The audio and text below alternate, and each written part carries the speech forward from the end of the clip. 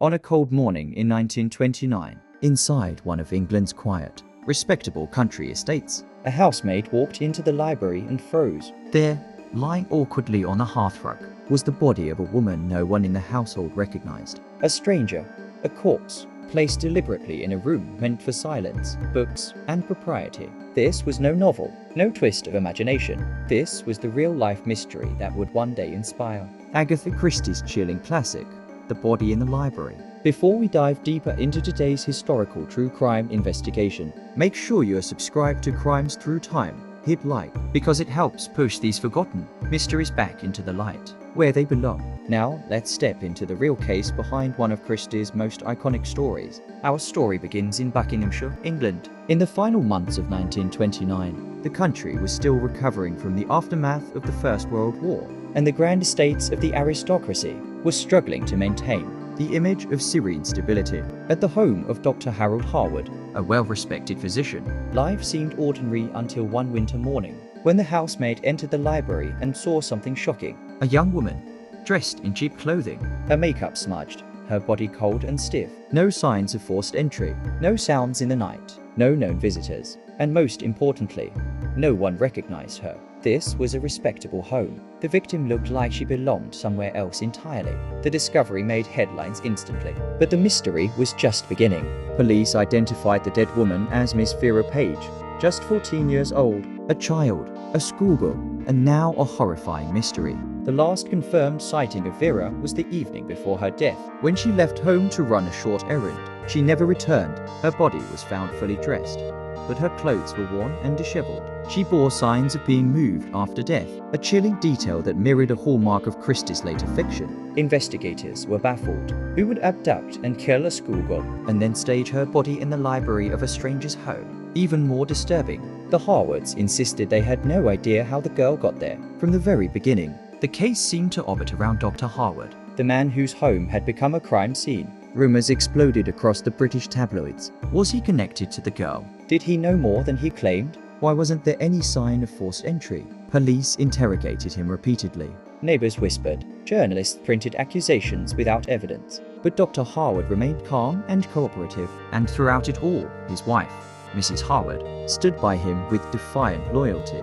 Still, the circumstances were too strange to ignore. Investigators dug deeper only to uncover a shocking pattern.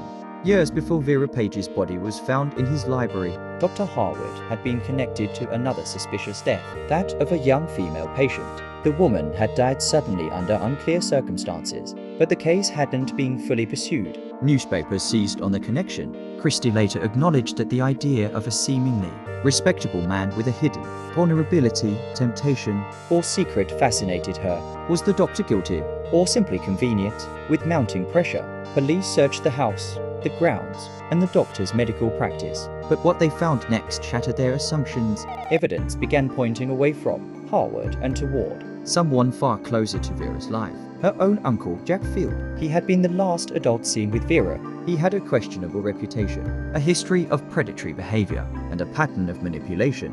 And then came the smoking gun. Traces on Vera's clothing matched environments and locations linked directly to her uncle, not the Harwood estate. Just like that, the focus shifted. Harwood was quietly left alone, and Field was arrested. In 1930, he was convicted and sentenced to death, though his punishment was later reduced to life imprisonment. It was a tragic case, a disturbing crime, and yet, one detail continued to capture the literary imagination.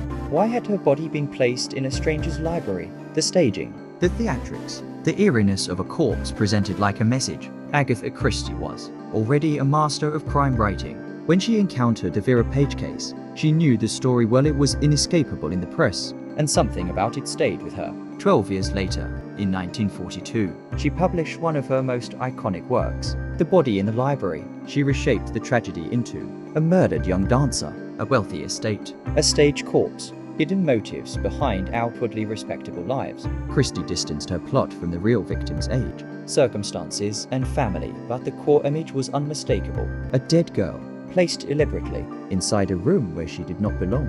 A library, a shrine to order, invaded by chaos. This, Christie said, was the perfect opening for a mystery, But behind the fiction was the shadow of Vera Page, a child lost to violence. Nearly a century later, the true crime behind the famous novel remains largely forgotten outside academic circles and Christie enthusiasts, but the questions endure. Why did Vera's killer stage her body? Was it panic, symbolism, or a twisted effort to mislead police? We may never know.